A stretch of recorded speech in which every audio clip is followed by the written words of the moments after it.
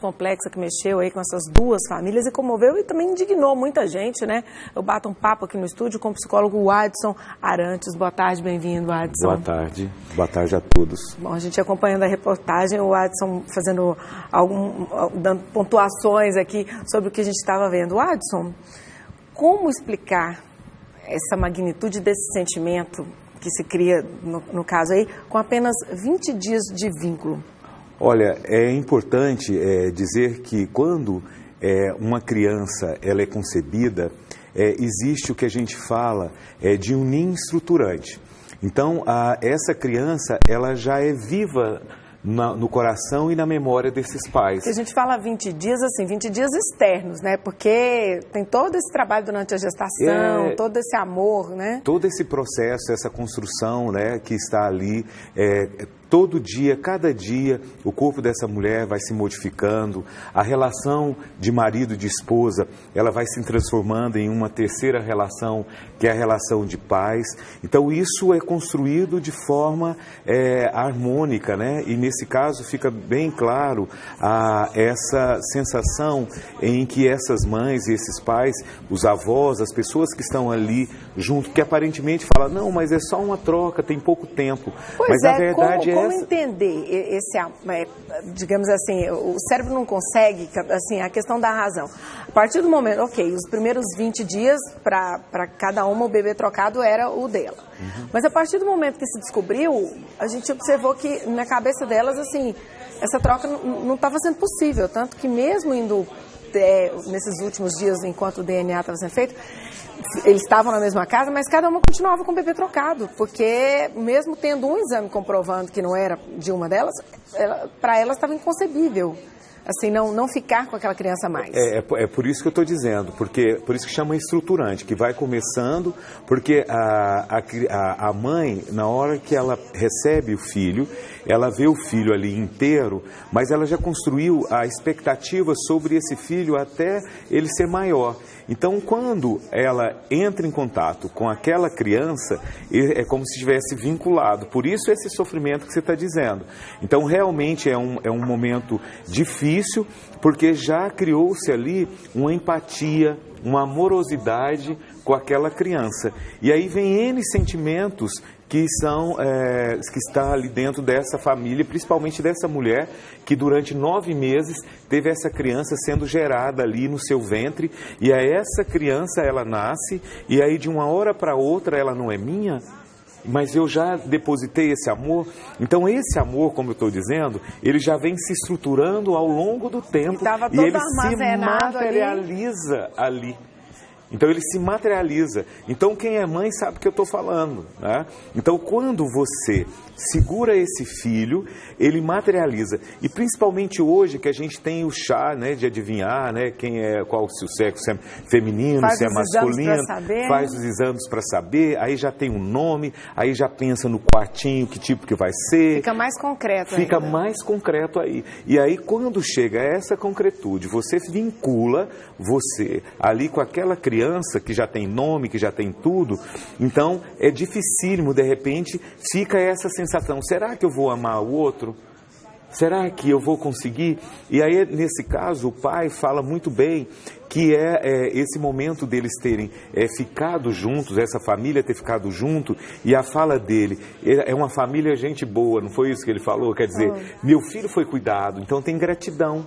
E aí, nessa situação que é o caos, também pode ser um lugar lindo e maravilhoso para que essas duas crianças elas consigam realmente viver uma vida mais saudável. Bom, é algo que deve marcar para a vida toda, porque assim, para as crianças, eu acredito, posso estar equivocado, você pode até me corrigir, assim, eu acho que para elas, enfim, não vai ter muita diferença, porque são bebês, elas estão com 20 e poucos amor, dias, né? Elas tiveram amor. Os pais é que estão numa situação. Você acha que isso marca para a vida toda? Com certeza, isso é um marco na vida desses pais e realmente a necessidade de um processo psicoterapêutico para poder entender esses sentimentos, que são sentimentos instintivos de cuidado e etc., que aí depois tem que passar para a razão, tem que processar, e aí a gente tem que saber também como é que foi o funcionamento desses pais como filhos. Como é que é essa história deles como filhos também? A gente não sabe, é a saber. Então, a forma como cada um vai processar, ela é singular. E pode aí, gerar aí consequências psicológicas, com certeza. Eu acho que eles precisam de acompanhamento. Com certeza, eles precisam de acompanhamento nessa transição. Porque, como eu disse, o filho, ele já é criado, a imagem dele, antes mesmo dele nascer. Aí essa criança, ela vem ali, concretiza isso e de uma hora para outra... Para eles, a forma materializada foi para o outro casal. Foi para o outro filho. De cada um passou para o outro casal, aquela forma de amor construída, materializada, foi para o outro. Foi para o outro. E aí agora tem que entender sentimento de culpa, sentimento de rejeição, sentimento, será que eu vou conseguir amar essa criança que está aqui agora? Então, isso tudo vai depender de cada um, como é que ele processa. Você acha que isso pode gerar, por exemplo, assim, um risco de, sei lá, depressão, ou até mesmo um sentimento de rejeição dessas mães, sentimento de tristeza profunda e a forma como cada mãe encara esse sentimento de frustração realmente pode gerar. E aí, como o psicólogo falou, o acompanhamento e o próprio advogado de defesa é muito importante, porque o nascimento de um filho, ele é muito subliminar, né? Aquela coisa maravilhosa em que você vê ali a possibilidade de uma vida. Então, realmente mexe com toda a estrutura familiar, né? Com todo esse processo. Então, essa família, ela tem que estar muito unida, ela tem que ter essa compreensão, porque a maternagem, ela é também construída, a forma como essa mãe e esse pai, e aí como a gente estava falando aqui nos bastidores, esse pai, ele tem um acolhimento que é externo, né, que a gente estava dizendo, que ele não pra gere... ele, no caso, tende a ser mais tranquilo do que para a mulher. Porque ele não geriu, não está ali, né, e aí ele tem esse encontro com esse filho também, que está também no imaginário. Digamos que ele dos dois. Ele consegue ter um pouco mais de razão do que a mulher nesse momento. De razão nesse momento. E é saudável manter esse contato, Adson, a partir de agora, das duas famílias? Você acha que isso pode ser bom? Eu vejo que a forma como vai ser processado isso, e a forma até como esse pai falou, que é o que a gente pode dizer, externalizar, eu vejo que isso, com o passar do tempo, esse vínculo ele pode ficar estreito ou gradativamente, cada um na sua rotina, no seu dia a dia, né? Porque eles moram separados, e vai criar um afeto, uma amorosidade, e é como qualquer relação que a gente constrói de amizade, né? Tem situações que ficamos mais... Por exemplo, a depressão pós-parto, ela é identificada só ali recentemente ao parto, por exemplo, sei lá, na semana? Tem um período para se, digamos assim, falar que é depressão pós-parto? Porque, por exemplo, nessa troca de bebês, pode gerar esse sentimento, né? É muito sério, por isso que tem... Ainda pode-se falar que pode ser uma depressão pós-parto? Pode acontecer realmente uma depressão relacionado a isso que está acontecendo. E com qualquer um de nós, porque às vezes a gente fica tão distante dos nossos sentimentos e quando vê a gente cai aí numa tristeza profunda e pode chegar numa depressão. Então isso aqui é um fato e é importante dizer que a depressão ela pode ser reativa ou ela pode ser endógena. E no caso de um fato de extrema perda ou um fator que aconteceu aí, vai depender de cada sujeito como ele vai lidar com isso. E aí realmente pode ocasionar aí uma tristeza profunda ou uma depressão que tem que ficar bem atento e realmente tem que procurar aí um técnico para poder ajudar essas famílias ou esse sujeito que pode estar sofrendo com isso. Na sua avaliação, a forma como foi feita essa destroca aí que a gente viu na delegacia, de acordo assim, acabou de sair o resultado, eles estavam já tentando fazer uma aproximação para tentar diminuir essa dor, né?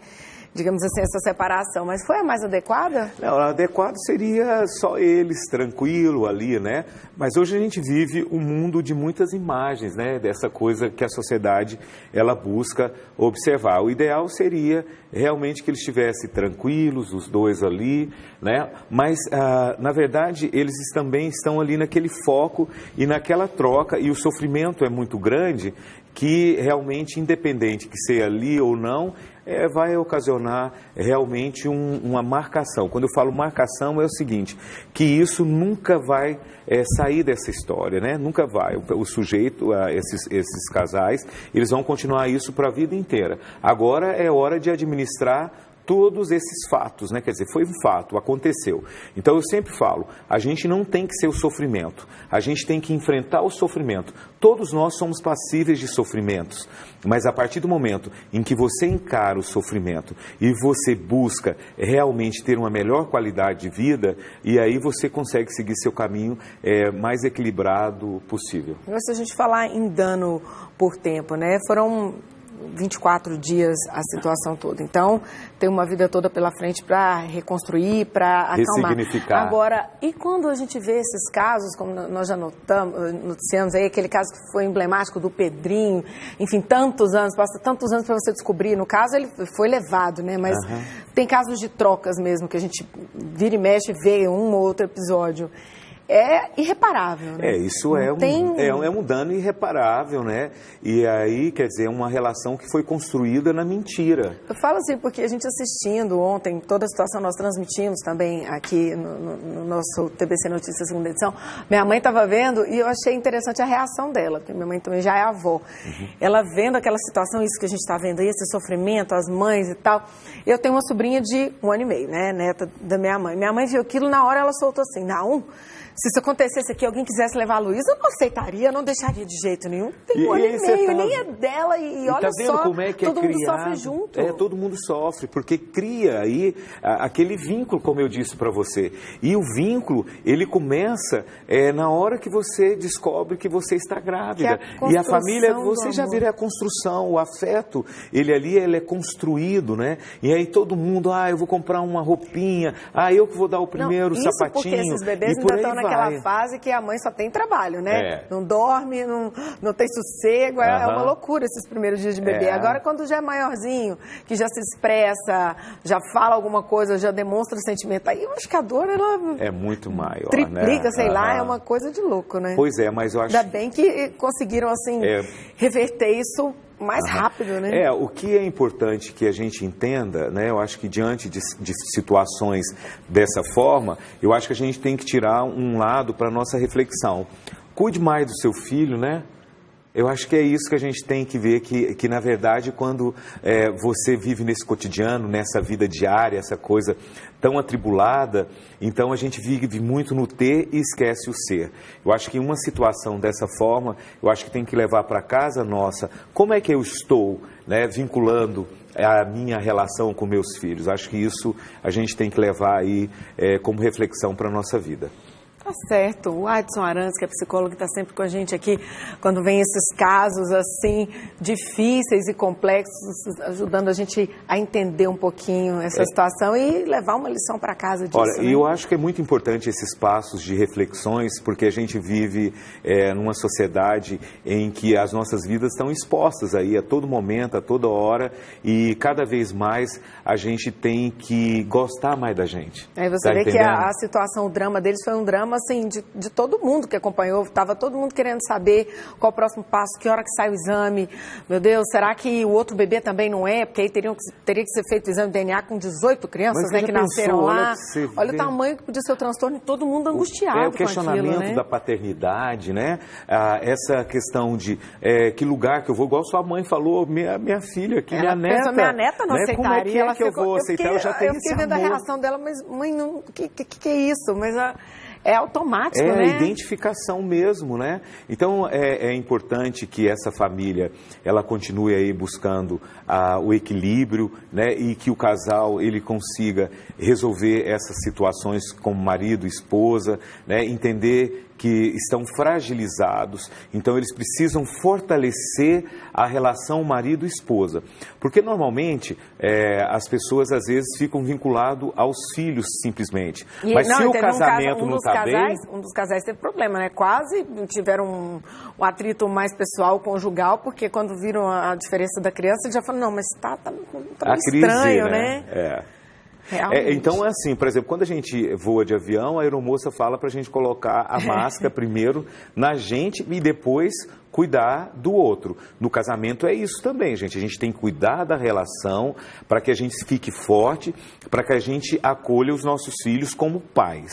Né? Então isso é muito importante, que esse casal realmente consiga superar essa fase difícil e que essas crianças sejam realmente amadas. E o que é interessante, como essas crianças foram amadas por nós, sem a gente estar ali e conhecendo essas pessoas. Então isso é muito importante. Receberam uma energia muito boa e daqui a alguns anos vão ter muita história para contar. Com certeza. Obrigada, Watson. Eu Boa que agradeço. tarde para você, meu querido. Boa tarde para todo mundo aí de casa. Obrigada.